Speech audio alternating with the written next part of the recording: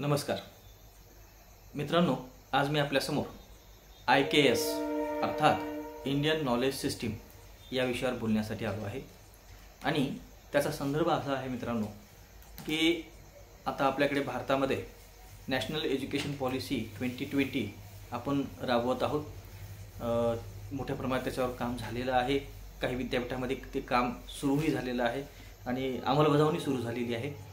आणि आता येणाऱ्या 2024-25 या सत्रामध्ये UG लेवलला हा अभ्यासक्रम आपल्याला राबवायचा आहे। आणि त्या अनुषंगाने प्रत्येक विषयाच्या संदर्भात जेव्हा आपण विचार करतो तर त्या ठिकाणी काही मेजर पेपर आहेत, काही मायनर आहेत, काही ओपन इलेक्टिव्हचे कोर्सेस आहेत आणि काही वोकेशनल बेसिस आहेत, काही स्किल बेसिस आहेत। आणि ह्या सगळ्या गोष्टीमध्ये एक महत्त्वाचा कंटेंट म्हणजे IKS म्हणजेच इंडियन नॉलेज सिस्टीम। हा प्रत्येक विषयाला कंपल्सरी असलेला एक कंटेंट या नॅशनल एज्युकेशन पॉलिसीमध्ये आपल्याला देऊ केलेला आहे। आणि या आधारावर जेव्हा आपण तत्त्वज्ञान या विषयाकडे पाहतो किंवा आपला जो फिलॉसॉफी विषय आहे, या फिलॉसॉफी विषयामध्ये जर IKS काही सांगायचं असेल, इंडियन नॉलेज सिस्टीमच्या अनुषंगाने फिलॉसॉफीमध्ये काही करिक्युलम आपल्याला डिझाईन करायचं असेल, ते नेमकं काय करावं अशा प्रकारचे चर्चा आता आपण अलीकडे ऐकत आहोत। आणि त्याच अनुषंगाने मी आज आपल्यासमोर हा व्हिडिओ केला आहे। आणि या व्हिडिओच्या माध्यमातून काही विषय मी आपल्यासमोर मुद्दामून मांडणार आहे। इंडियन नॉलेज सिस्टीममध्ये आपल्या फिलॉसॉफी विषयाचा जर आपण विचार केला तर आपल्याकडे असंख्य विषय आहेत। याला कारण असं आहे की आपल्या फिलॉसॉफीमध्ये, तत्त्वज्ञानामध्ये अनेक ब्रँचेस आहेत, अनेक शाखा आहेत। जसे की आपल्याकडे सत्ताशास्त्र आहे, ज्ञानमीमांसा आहे, नीतिशास्त्र आहे, तर्कशास्त्र आहे, सौंदर्यशास्त्र आहे, राजकीय तत्त्वज्ञान आहे, शैक्षणिक तत्त्वज्ञान, सामाजिक तत्त्वज्ञान, असे असंख्य विषय आपल्याकडे, शाखा आपल्याकडे आहेत। आणि त्यामुळे आपल्याकडे एक विषयाची मोठी मेजवानी आहे असं म्हणायला काही हरकत नाही। परंतु पारंपरिक दृष्टिकोनातून आपल्याकडे जे प्रचलित विषय आहेत त्या अनुषंगाने आपल्याला एक सुंदर IKSचा करिक्युलम तयार करता येऊ शकतो असा एक माझा विश्वास आहे। आणि त्याच आधारावर मी आपल्यासमोर काही विषय मांडतो। जसं की माझ्याकडे एक विषय आहे की Indian moral system in Indian knowledge system, किंवा आपण नुसतं त्याला इंडियन मॉरल सिस्टीम असंही म्हणू शकतो। आणि या इंडियन मॉरल सिस्टीममध्ये मग नेमकं काय, तर प्राचीन काळापासून ते अगदी अलीकडच्या संतांपर्यंत आपल्याला सगळं काही मॉरल थिंकिंग जी झालेली आहे ती मांडता येऊ शकते। त्याचा परिचय आपल्याला विद्यार्थ्यांना करून देऊ शकता येतो। म्हणजे वेदांमधले मग ऋत असू देत, ऋण असू देत, उपनिषदातले नैतिक विचार असू देत, जैनांचे महावर्त असतील, त्याच्यानंतर बुद्धांनी सांगितलेले अष्टांग मार्ग आहेत, पतंजलींनी सांगितलेले योग आहेत, त्याच्यामध्ये यम आणि नियम आहे।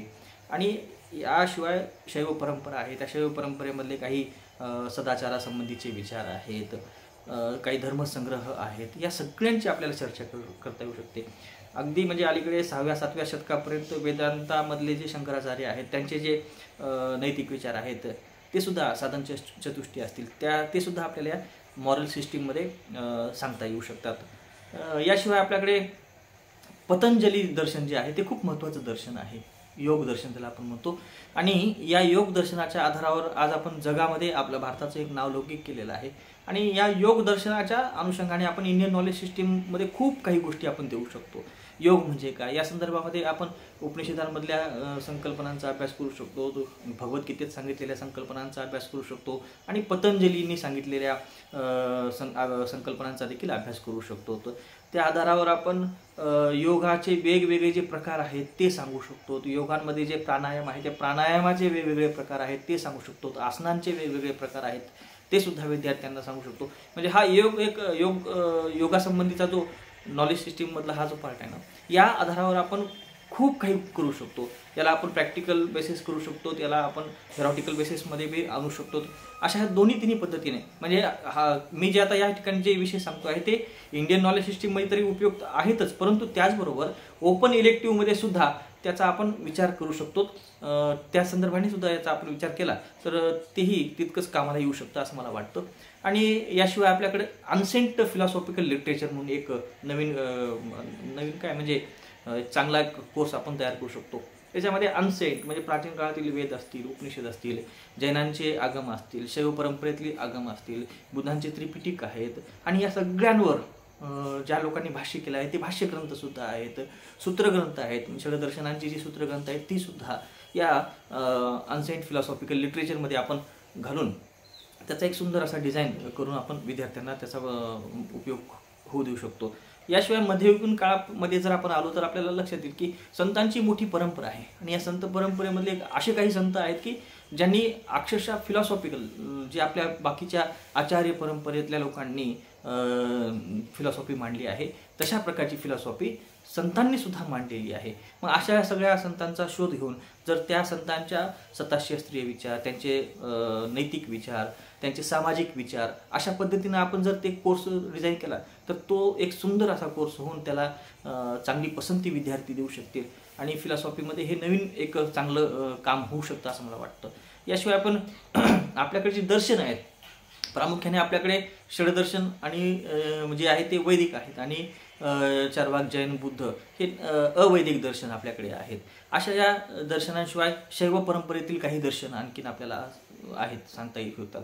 आगमांमध्ये शैव परंपरेत 6 दर्शनांचा उल्लेख आहे. ती एक 6 दर्शनांची वेगळी परंपरा आहे.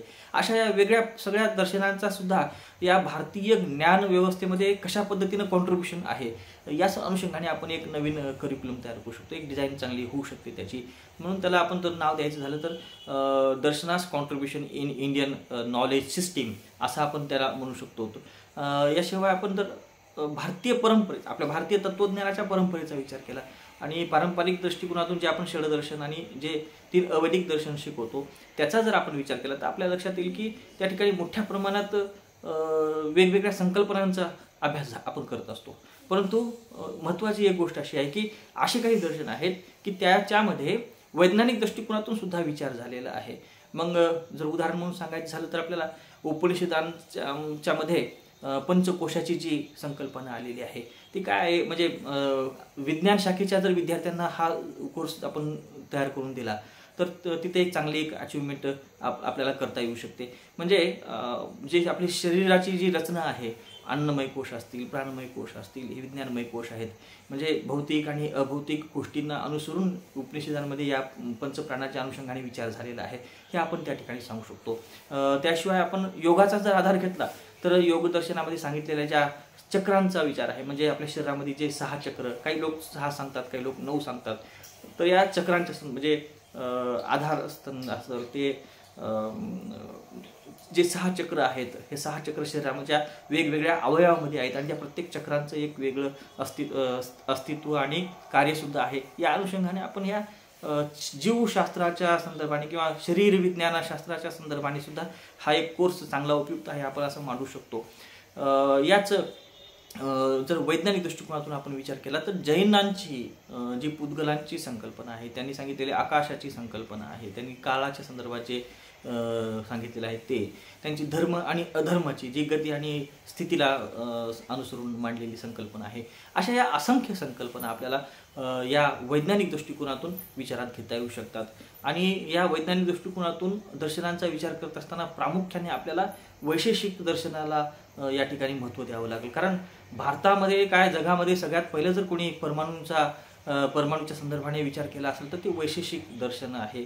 वैशेषिक दर्शनाचे हे प्रवर्तक महर्षी कणाद जे आहेत ते खऱ्या अर्थानं भौतिकशास्त्राचे जनक ठरतात आणि त्या अनुषंगाने जर आपण हा कोर्स डिझाईन केला तर खूप चांगला त्याचा उपयोग आपल्याला होऊ शकतो.